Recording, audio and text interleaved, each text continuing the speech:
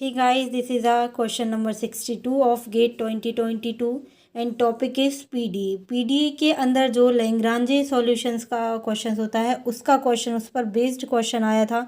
यहाँ you x Y की value find करनी थी। यहाँ इक्वेशंस दी हुई थी, इस इक्वेशंस को अपन मान के करेंगे। यहाँ एक वैल्यू दी हुई थी ये, और हमें फाइंड करना था u1 2। तो इसको हम सबसे पहले इस तरह से, उसका जो फॉर्म होता है उसके फॉर्म में हमने इसको लिख लिया। उसके बाद हम फर्स्ट और सेकंड पार्ट को अलग करेंगे, इस तरह से अलग किया है इसको।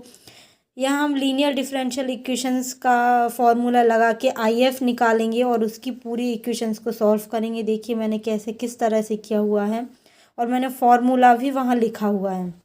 तो यहाँ से हमें C1 की वैल्यू मिलेगी। ये यहाँ से C1 की वैल्यू मिल गई। C1 की वैल्यू मिलने के बाद हम first part, second part, first और थर्ड का कंपैरिजन करेंगे। वहाँ से हमें C2 की वैल्यू मिलेगी। ये मिली C2 की वैल्यू। उसके बाद इसको हम इस फॉर्म में लिखेंगे। आप कोशिश करिएगा कि जो भी u आ रहा है, जिस सॉल्यूशन में C2 में u आ रहा है उसको बाहर लिखिए, बाकी को फंक्शन के अंदर लिखिए। इस तरह से मैंने इसको भी लिखा हुआ है। उसके बाद जो कंडीशंस गिवन थी, यहाँ 2x होता है, ये y की ही वैल्यू है, ये u की वैल्यू है। इसको हम क्वेश्चन में पुट करेंगे। उसके बाद हमको ऐसा बनाना होता है कि ये इसके कंपैरिजन में हो जाए। तो इसको मैंने p मान लिया।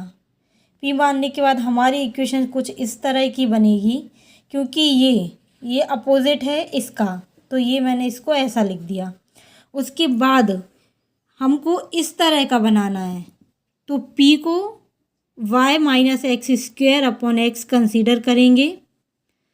उसके बाद इसको, मतलब जो मैंने यहाँ पर लिखा है इक्वेशन थर्ड नाम दी है, p की वैल्यू हम वापस उठा के इक्वेशन नंबर 2 में यहाँ पुट कर देंगे।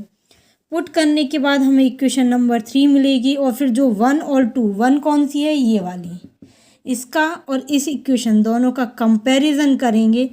कंपैरिजन करने के बाद ये मिलेगा। यहाँ से यू एक्स टी की वैल्यू या एक्स वाई की वैल्यू मिलेगी y माइनस एक्स स्क्वायर।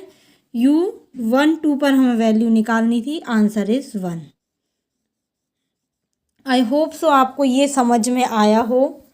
ये आप, मैं एक फुल उसमें दिखा दे रही हूँ, आप अपने फ़ोन को टर्न आउट करके भी देख सकते हैं। देखिए ये सॉल्यूशन है। And thanks for watching.